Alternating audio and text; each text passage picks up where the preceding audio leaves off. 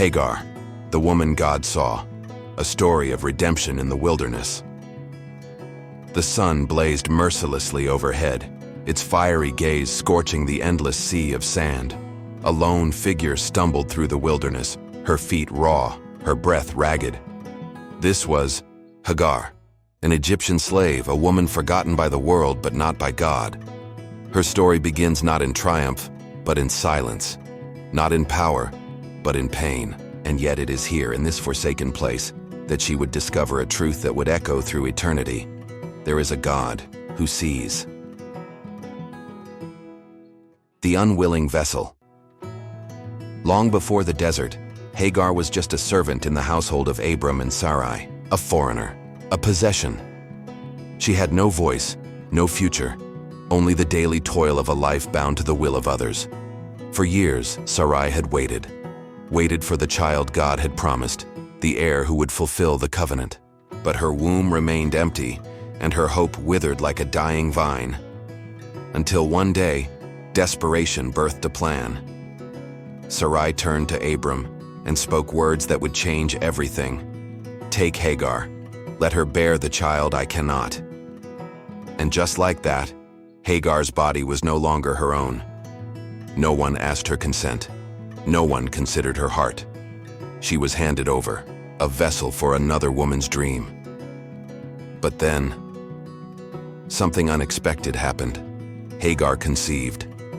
And with that life growing inside her, something else stirred. Pride. For the first time, she mattered. She was no longer invisible. And when Sarai saw the glint of triumph in Hagar's eyes, bitterness took root.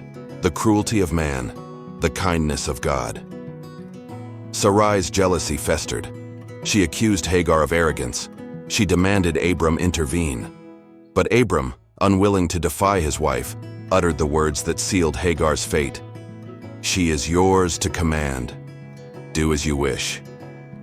And so, Sarai's wrath fell upon Hagar like a whip, the taunts, the scorn, the relentless cruelty, until one day, Hagar could bear it no longer. She fled, not knowing where to go, only knowing she could not stay. Into the wilderness she ran, her heart pounding, her unborn child kicking within her. The desert stretched before her, vast and pitiless. But what she didn't realize was this: God had been watching all along. Exhausted, Hagar collapsed beside a lonely spring. Her tears mixed with the dust. Had she escaped Sarai only to die in this wasteland? Then, a voice. Not the whisper of the wind, but a voice divine.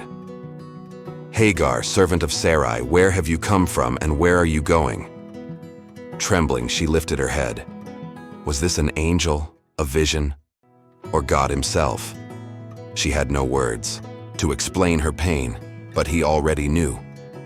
"Return," the voice commanded. "Submit, but hear this promise. Your son will be the father of multitudes. Name him Ishmael, for God has heard your misery." In that moment, Hagar's despair turned to awe. She, a slave, a nobody, had been seen by the creator of the universe, and so she gave him a name no one had ever spoken before. El Roi, the God who sees me. For the first time in her life, she was not just a tool, not just a shadow. She was known. Exile and miracles, Hagar obeyed.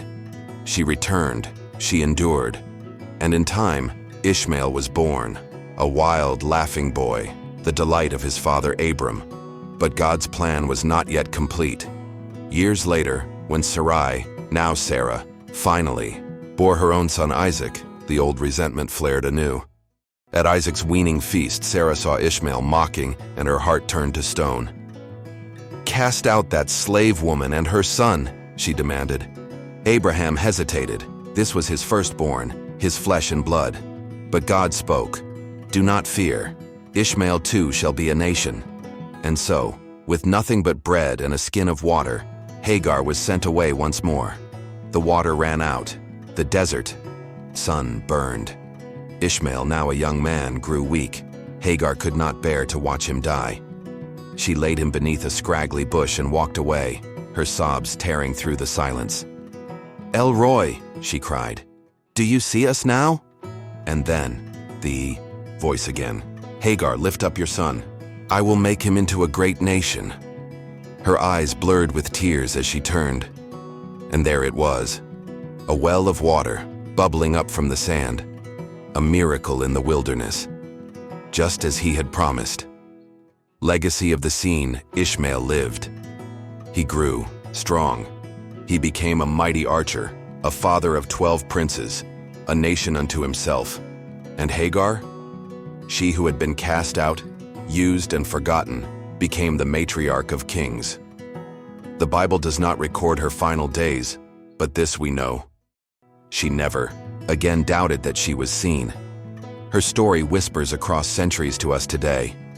No one is invisible to God, not the slave, not the outcast, not the brokenhearted.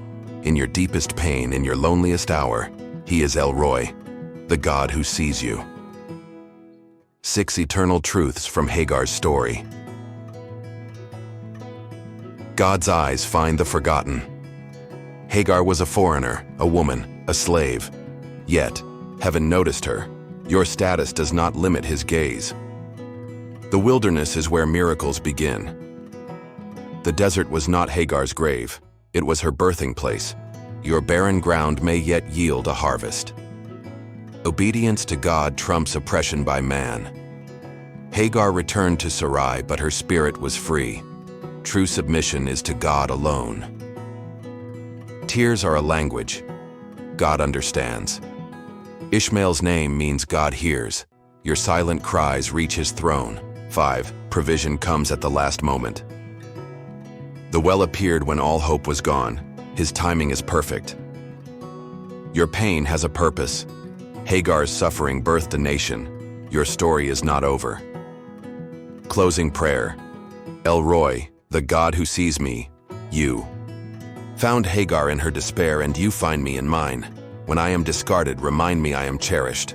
When I am lost, lead me to your well. Turn my sorrow into a song, my trials into testimony.